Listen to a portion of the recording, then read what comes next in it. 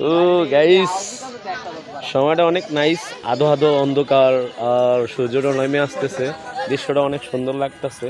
তো এই যে আমাদের এটা হচ্ছে বিশাল বড় একটা নদী, নৌকা, এখানে কোনো আর নৌকা নাই, একটাই নৌকা। তো এই নৌকাটা দিয়ে হচ্ছে যে বাংলাদেশের বর্ডার থেকে ইন্ডিয়ার বর্ডারে যাইতেছে, ওই যে চাষি তারা ইন্ডিয়ার বর্ডারে যাইতেছে। তো আমার এই চাষি কি করতেছে, আল্লাহ, ওই যে চাষি ওই যে নৌকাটা টান দিবে এখন, ওই যে নৌকা না সরি রশিটারে টান দিব, রশি টাইন না আবার ওই পার যাইব, একটু দেখেন। মাশাআল্লাহ মাশাআল্লাহ,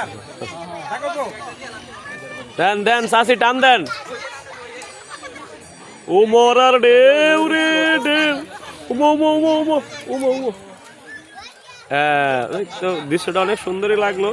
ওই যে দেখেন চাষি রশি টানতে টানতে নদীর এই ফার থেকে ওই ফার চলে যাচ্ছে, আর আমি দেখিয়া দেখিয়া খুব মজাই লাগতেছে। তো আমি উড়ি নাই, বছর নৌকা একটা আমরা ভয় পাই। তো এর পরের টিপে আমরা উঠবো, ওই পার যাবো, ওই পার আরো অনেক মজার জায়গা আছে, মানে সুন্দর সুন্দর কাশবন গাছবন। তো মোটামুটি আন্টি নদীর ওই পার চলে যাইতেছে, ভালোই লাগতেছে। আকাশটা অনেক, আবহাওয়া অনেক নির্জম সুন্দর। ওরে বাপ, অনেক সুন্দর। তো পানিগুলো একটু স্রোত আছে, পানিগুলো একটু পূর্ব দিকে, মানে পূর্ব দিক না সরি পশ্চিম দিকে টানতেছে পানিগুলা। দৃশ্য মোটামুটি নৌকাটা চলে গেলে একবারই মাথায় শেষ।